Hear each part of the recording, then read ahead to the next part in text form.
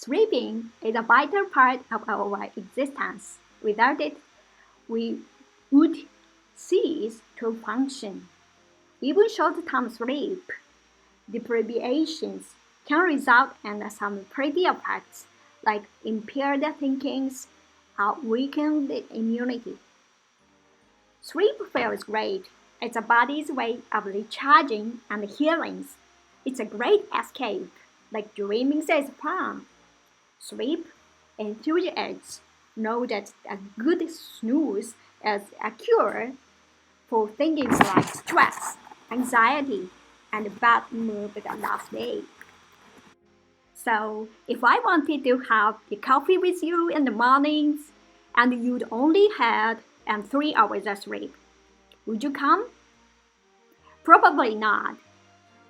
The benefits of sleep are actually conversely if we know the detriments that happens when we do not get enough sleep, we would choose nothing other than to give ourselves a non-negotiable 8 hours opportunity. I don't want to invite cardiovascular diseases into my life, nor do I want the cancer, nor do I want dementia. All three of them have significant and causal links to the lack of sleep.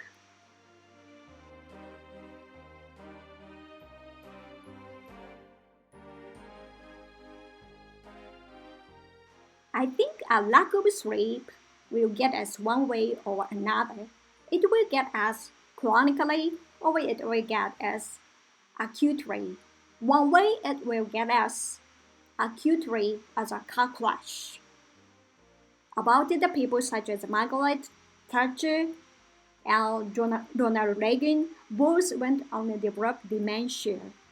And we now know that the insufficient sleep is probably the most significant lifestyle factor determining whether or not we will develop Alzheimer's disease.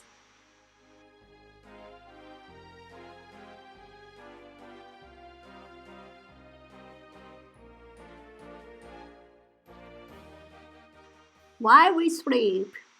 Why would we sleep? There has been this pernicious illusion of sleep time throughout industrialized nations. Back in 1940, the average adult was sleeping 7.9 hours. Now, that's down. And in Japan, it's even worse 6 hours. The shorter our sleep, the shorter our life. Shorter sleep predicted all causes mortality.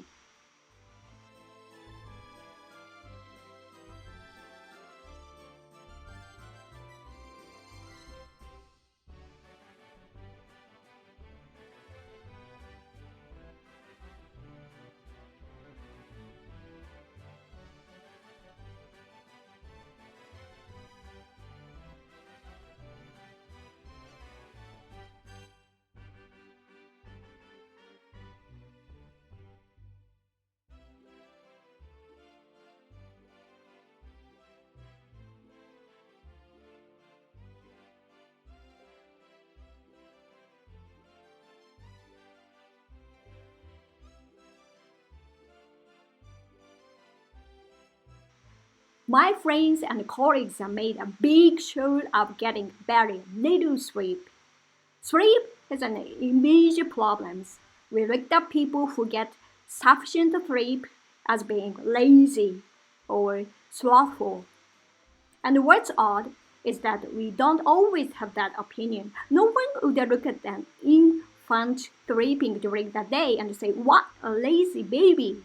But somewhere between infancy and even childhood, not only do we abandon that notion that sleep is important and to be celebrated, it's something to be chastised.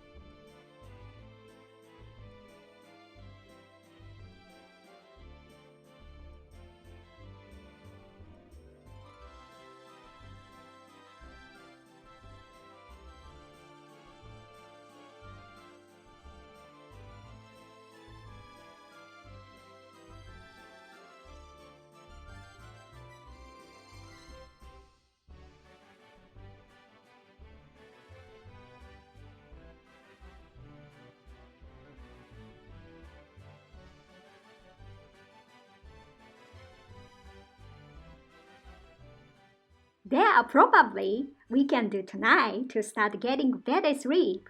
The first is regularity. Our bodies love laziness, and the sleep is no different. So going to bed at the same time, waking up at the same time, even if that's the weekend or a weekday, regularity is key. Darkness. Try to dim down half the lights in the house in the last hour before bed and throttle cut off the screen time in that last hour. Drop temperature in the house. We often leave our bedrooms too warm, and our body needs to drop its core temperature by about 1 degree Celsius or about 2 to 3 degrees Fahrenheit to initiate a good sleep. We have to be a bit careful with exercise. Exercise is great for sleep, but in the last 90 minutes or 2 hours before bed, our core body temperature may be too high. Heart rate is too high that can actually be preventative to sleep. Don't stay in bed awake for too long, because at that point, our brain learns the association that our bed is a place of being awake rather than sleep.